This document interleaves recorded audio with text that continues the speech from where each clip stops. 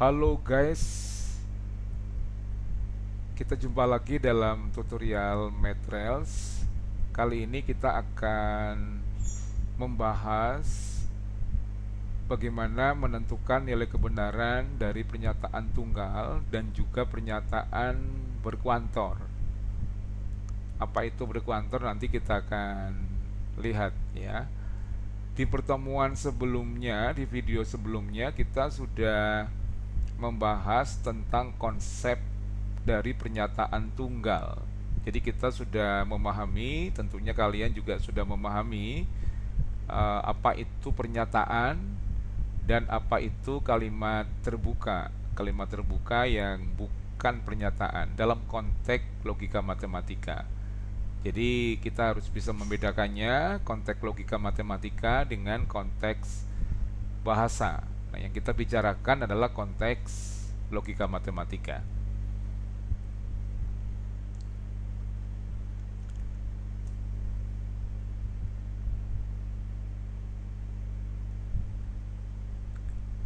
Ya, kita coba lihat beberapa pernyataan yang ada di layar. Kita sama-sama bahas.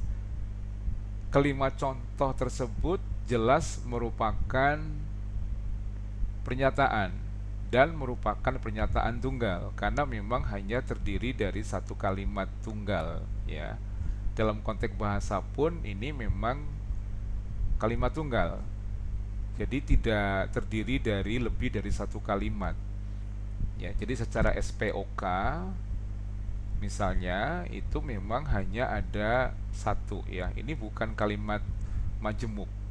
Ya, jadi konsep kalimat majemuk dan kalimat tunggal sebetulnya konteks logika matematika dengan konteks bahasa itu sama ya, itu sama ya. Tetapi dalam konteks logika matematika spesifikasinya adalah harus bisa dinilai kebenarannya secara objektif.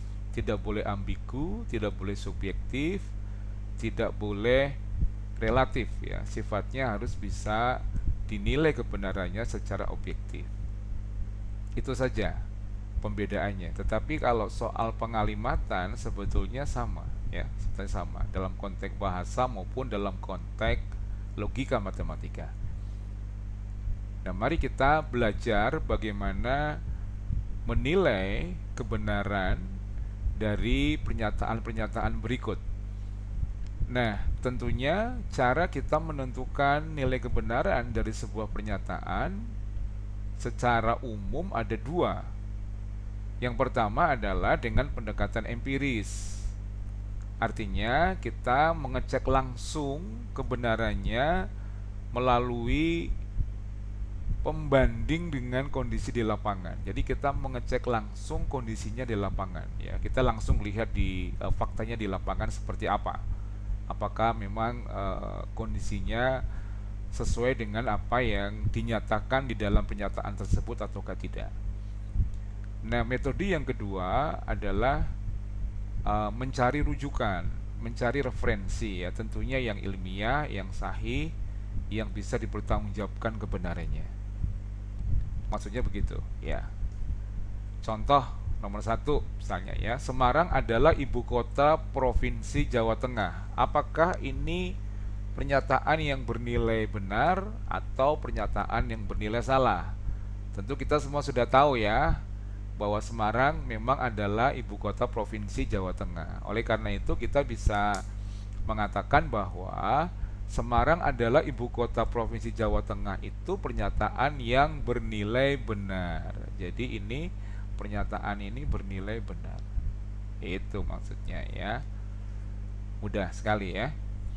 Ya, biaya tol mobil pribadi dari Semarang ke Bawen adalah 30.000. Ya, tentu kita bisa melakukan pengecekan ya. Sumber AI juga bisa menjelaskan itu ya. Atau kita bisa secara empiris ya langsung naik mobil dari Semarang lewat tol keluar ke Bawen, nanti kita bisa lihat ya kartu tol kita uangnya berkurang berapa, itu kan bisa dilakukan juga seperti itu ya. Jadi eh, sejauh pengalaman saya 30.000 itu angka yang tidak pas ya, angkanya tuh sekitar 22 atau 23.000 tergantung dari pintu tol mana di Semarang kita masuk itu ya. Tapi kalau dari eh, yang saya sering masuki dari Tembalang itu berkisar sekitar 22.000 ya. Jadi ini salah, ini pernyataan ini bernilai salah ya, bernilai salah itu ya. Akar 10 kuadrat dikurangi 8 kuadrat sama dengan 5. Ya, tentu kita juga sudah tahu ya. Kalau belum tahu ya silakan dihitung ya. Akar 10 kuadrat dikurangi 8 kuadrat itu hasilnya adalah 6. Ya, ini kan triple Pitagoras itu, 6, 8 dan 10 ya. Jadi ini juga pernyataan yang bernilai salah ya. Harusnya jawabannya adalah 6. Gitu ya. Yang keempat, parabola dengan persamaan Y sama dengan X kuadrat plus 2X X min 3 memiliki titik balik minimum. Pernyataan ini bernilai benar ya. Mengapa? Karena koefisien dari X kuadratnya adalah positif. Jadi persamaan kuadrat atau persamaan fungsi parabola yang koefisien X kuadratnya itu positif, maka grafiknya kita tahu, kita sudah pernah belajar itu, grafiknya pasti akan membuka ke atas sehingga titik baliknya adalah titik balik minimum karena dia posisinya berada di bawah ya. Maka pernyataan ini bernilai benar ya, bernilai benar. Yang kelima, sudut keliling lingkaran yang menghadap diameter adalah siku-siku. Apakah benar? Kita baru saja belajar topik itu ya, topik lingkaran ini ya. Jadi kalau ada lingkaran, ada diameter, ini diameter, kemudian ada sudut keliling yang menghadap diameter. Apakah ini siku-siku? Jawabannya adalah benar. Ya, ini siku-siku ya. Dalilnya seperti itu kan ya. Maka pernyataan nomor 5 ini juga bernilai benar. Jadi itulah caranya ya kita menentukan nilai kebenaran suatu pernyataan dalam logika matematika. Jadi pernyataan itu harus bisa ditentukan secara objektif ya, secara meyakinkan pernyataan itu bernilai benar atau salah. Dan kita juga bisa memahami bahwa kelima kalimat ini adalah pernyataan ya, tidak ada yang meragukan bahwa kelima-limanya merupakan pernyataan.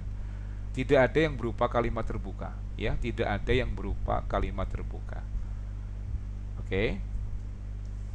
Baik, kita akan teruskan. Nah, di pertemuan sebelumnya kita juga belajar ada kalimat terbuka ya. Kalimat terbuka itu kalimat yang belum bisa ditentukan secara langsung nilai kebenarannya pada saat itu ya, karena sifatnya ambigu. Ada variabel misalnya yang tidak bisa ditentukan ya, yang tidak bisa ditentukan nilainya, sehingga kita tidak bisa serta-merta secara langsung menentukan kebenaran dari kalimat itu. Kalimat itu menjadi ambigu ya. Maka kalimat-kalimat seperti itu disebut sebagai kalimat terbuka ya. Contohnya misalnya ya, kalimat terbuka contohnya X plus 5 sama dengan 10.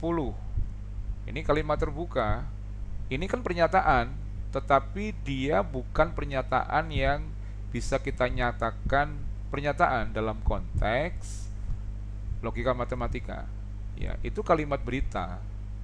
Tetapi dalam konteks logika matematika masuknya kategori kalimat terbuka, bukan pernyataan, bukan kalimat tertutup ya. Pernyataan itu harus berupa kalimat tertutup. Mengapa? Karena X-nya ini terbuka. Kita tidak tahu nilai X ini secara pasti berapa saja. Tidak ada penjelasan di dalam konteks kalimat ini ya. Maka nilai kebenaran dari pernyataan atau kalimat ini, maaf, bukan pernyataan ya, dari kalimat ini itu tidak bisa ditentukan. Ini kalimat terbuka. Nah, kita bisa mengubah kalimat terbuka menjadi pernyataan. Caranya bagaimana? Caranya dengan menambahkan kuantor. Dengan menambahkan kuantor. Lah, kuantor itu apa? Ya, kuantor itu adalah sebuah ekspresi logika yang menunjukkan kuantitas. Sebuah ekspresi logika yang menunjukkan kuantitas. Jadi kuantor itu adalah cara kita mengekspresikan jumlah tertentu, kuantitas tertentu dari sebuah pernyataan. Ya, dari sebuah pernyataan dalam konteks logika matematika ini. Nah, kuantor itu ada dua jenis. Yang pertama adalah kuantor universal, menggunakan kata semua, ya, ciri utamanya kata semua yang digunakan. Kemudian yang kedua ada kuantor eksistensial, cirinya dia bisa menggunakan kata ada, beberapa, atau sekurang-kurangnya satu, ya, itu juga bisa digunakan. Nah, bentuk umum dari kuantor universal itu ini simbol ya, simbol. Ini semua X berlaku Px. Jadi untuk semua X berlaku Px. Cara membacanya seperti ini. Untuk semua X berlaku Px. Nanti kita lihat contohnya ya, contoh penerapannya dalam pengalimatan. Kemudian kalau kuantor eksistensial bentuk umumnya seperti ini ya, simbolnya ini. Ya, seperti huruf E terbalik. Kalau yang universal itu ini seperti angka huruf bukan angka, sorry ya. Seperti huruf A terbalik. A itu all kan ya, all. Semua. Kalau ini seperti huruf E terbalik ya, eksistensial. Exist itu artinya ada. Ya, exist itu artinya ada. Gitu ya. Jadi ini simbolnya. Nah, cara membacanya adalah ada X yang memenuhi Px. Ya, ini jadi pengalimatan ini tidak baku ya. Kita bisa mengubah-ubah sesuai dengan kebutuhan, sesuai dengan konteks situasi yang paling sesuai, yang paling relevan. Ya, jadi kita bisa membacanya ada X yang memenuhi Px, atau ada X sehingga memenuhi Px, ada X sehingga Px berlaku, atau bagaimana ya, kalimat yang tepat sesuai dengan konteks situasi itu bisa kita pilih nanti ya. Oke, kita langsung ke contohnya sekarang ya. Contoh penggunaan penerapan kuantor. Nah, ini misalnya ada kalimat terbuka kan, X plus 7 sama dengan 15 itu kan jelas merupakan kalimat terbuka ini. Ya, ini kalimat terbuka, bukan pernyataan, karena dia bukan kalimat tertutup. Nah, kita bisa mengubah X plus 7 sama dengan 15 menjadi pernyataan atau kalimat tertutup dengan menambahkan kuantor di situ. Ya, misalnya kita mencoba menggunakan kuantor universal, maka kita menggunakan kata semua di sini. Ya, misalnya kalimatnya menjadi untuk semua X bilangan real berlaku X plus 7 sama dengan 15. Nah, sekarang kita tinggal cek nilai kebenarannya bagaimana. Apakah untuk semua X bilangan real, artinya semua bilangan real loh ini tanpa batas ya. Selama dia bilangan real, maka berlaku X plus 7 sama dengan 15. Tentu tidak ya. Tentu tidak ya. Karena hanya ada satu sebetulnya. Kalau X plus 7 sama dengan 15, maka yang memenuhi persamaan ini adalah X sama dengan 8 kan?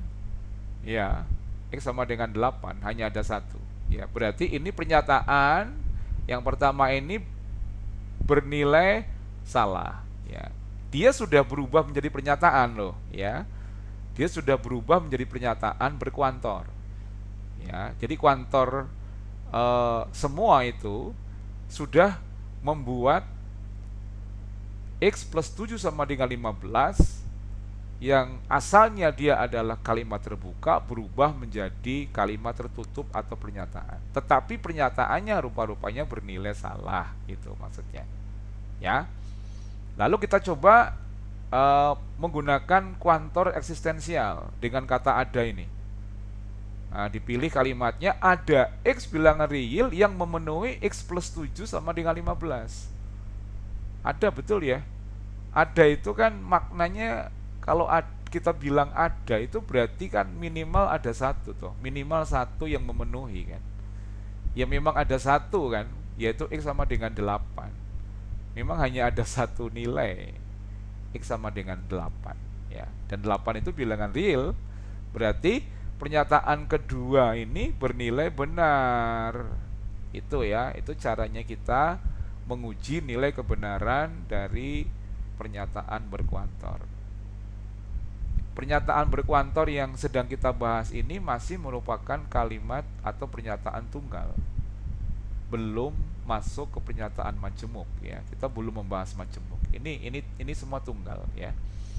Kemudian yang ketiga, pada beberapa X elemen real berlaku X plus 7 sama dengan 15. Menggunakan kata beberapa. Beberapa itu artinya lebih dari satu loh.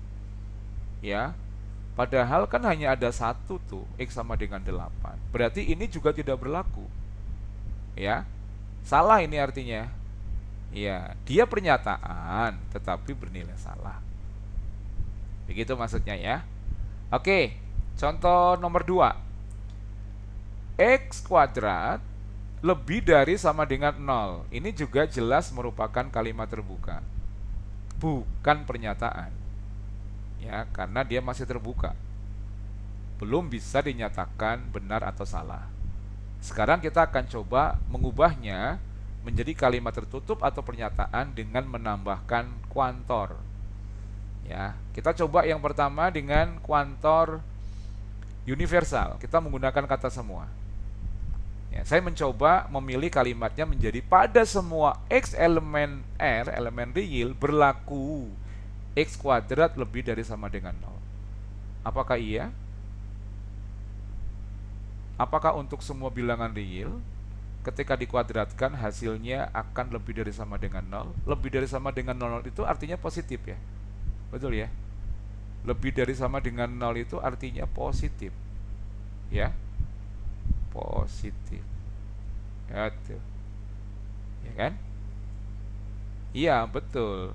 Semua bilangan real jika dikuadratkan hasilnya pasti positif. Ya.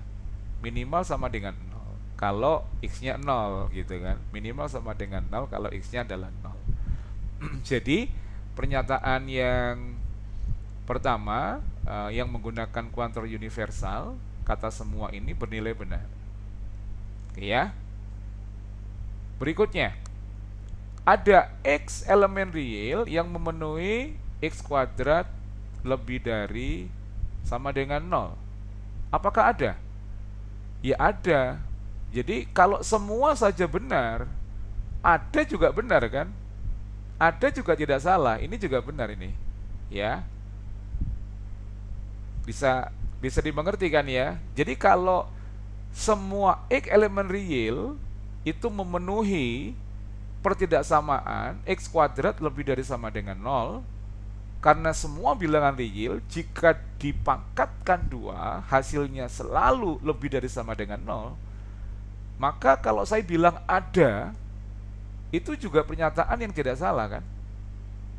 Yang tidak salah. Ya, tidak salah berarti benar dalam hal ini ya. Jadi ada X elemen real yang memenuhi X kuadrat lebih dari sama dengan 0. Kalau kemudian dikatakan beberapa X bilangan real memenuhi X kuadrat lebih dari sama dengan 0, juga benar. Ya, ini juga berlaku benar. Ya, ini juga berlaku benar. Gitu. Itu ya. Bisa diterima ya, bisa dipahami. Baik, kalau begitu inilah cara kita menentukan nilai kebenaran dari pernyataan tunggal. termasuk pernyataan tunggal berkuantor, ya, yang asalnya adalah kalimat terbuka, yang kemudian ketika ditambahkan kuantor, ya, yang ketika ditambahkan kuantor kita uh, menjadikannya menjadi kalimat tertutup atau pernyataan. Nah, ini penting, dasar yang penting untuk kemudian nanti kita masuk kepada pernyataan majemuk dan penentuan nilai kebenaran dari pernyataan majemuk. Karena kalau kita tidak bisa menentukan nilai kebenaran dari pernyataan tunggal, dengan sendirinya otomatis kita tidak akan mungkin bisa menentukan nilai kebenaran dari pernyataan majemuk. Jadi bagian ini kita harus betul-betul menguasainya. Salam material. Tuhan memberkati.